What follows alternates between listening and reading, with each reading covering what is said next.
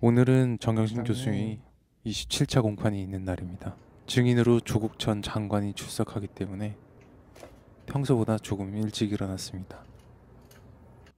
국장님, 다녀올게요. 표정이 왜 그래? 새벽 4시 30분에 도착했는데 이미 사람이 있었습니다. 사람이 있어. 알고 보니까 전날 10시부터 구구단체가 줄을 서 있었다고 합니다. 아, 대박. 이분들이 재판에 오셔서 출석할 때, 밥 먹으러 나갈 때, 밥 먹으러 들어갈 때, 재판 끝나고 집에 갈 때 난리 깽까당을 치시는 분들입니다. 이분이 광화문 집회에 마스크를 내리고 참석하신 분인데 코로나19 검사를 받았다는 이야기가 없습니다. 조국 전 장관이 안 보이자 멘붕에 빠진 기자들입니다. 네, 정경심 교수님의 공판을 보고 왔습니다. 이번 공판에는 증인으로 조국 전 장관이 출석했습니다. 그리고 같은 날 같은 법원에서 김경수 경남도지사의 2심 공판이 있었습니다. 이 사실을 알고 이 바닥에 우연은 없다 라는 명언이 떠올랐습니다. 네, 제가 만든 말입니다. 고양이 뉴스의 공판 후기는 공판의 모든 부분을 방송하지는 않습니다. 저는 언론이 미처 다루지 못한 부분 혹은 의도적으로 외면한 부분을 집중적으로 방송합니다. 27차 공판은 사실 공판이 아니라 공연이었습니다. 여러분의 세근이 여기서 팡팡 터지고 있었습니다.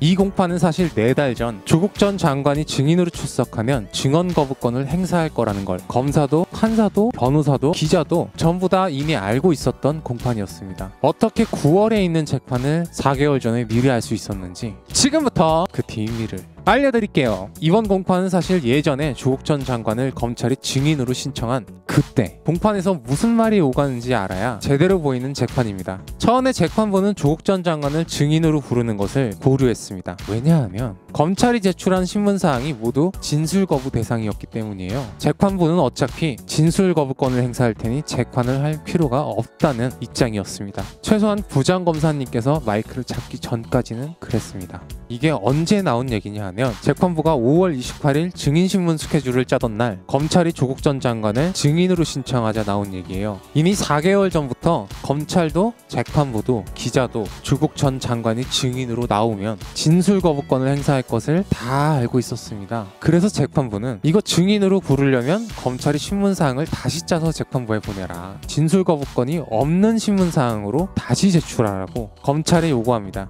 그래서 검찰이 6월 19일까지 진술 거부권이 없는 신문사항을 다시 재판부에 보내기로 했고 그날 언론은 조국 전 장관의 증인 채택 여부로 도배가 됐습니다. 그러니까 조국 전 장관이 증인으로 출석한 이 재판을 언론이 제대로 보도하려면 최소한 이날 재판부가 조 전 장관의 진술 거부권을 받아준 것부터 이상하게 봐야 합니다. 왜냐하면 재판부가 미리 보고 진술 거부권이 없다고 판단한 신문사항을 가지고 검찰이 재판을 진행한 건데 3대권 질문하는 동안 단 하나도 진술 거부권을 받아주지 않은 질문이 없습니다. 이게 엄청나게 이상한데 기자들은 4개월마다 기억을 포맷하는지 아무도 기사를 안 씁니다. 재판부는 조국 전 장관이 모두 진술 거부권을 행사할 것 같았으면 약속대로 증인 신청을 받지 말던가 아니면 진술 거부권을 거부했어야 합니다. 그런데 재판부는 조국 전 장관이 진술 거부권을 모두 행사하면 재판을 할 필요가 없다는 것도 알고 신문사항도 미리 알았는데 재판을 그냥 한 겁니다. 그러니까 둘 중 하나인 거예요. 재판부가 봤을 때 이건 진술 거부권에 해당하지 않는데도 불구하고 실수로 조국 전 장관의 진술 거부권을 받아줬거나 아니면 재판부도 말만 그렇게 하고 전 법무부 장관이 300번 진술 거부권 행사하는 걸 보고 싶었거나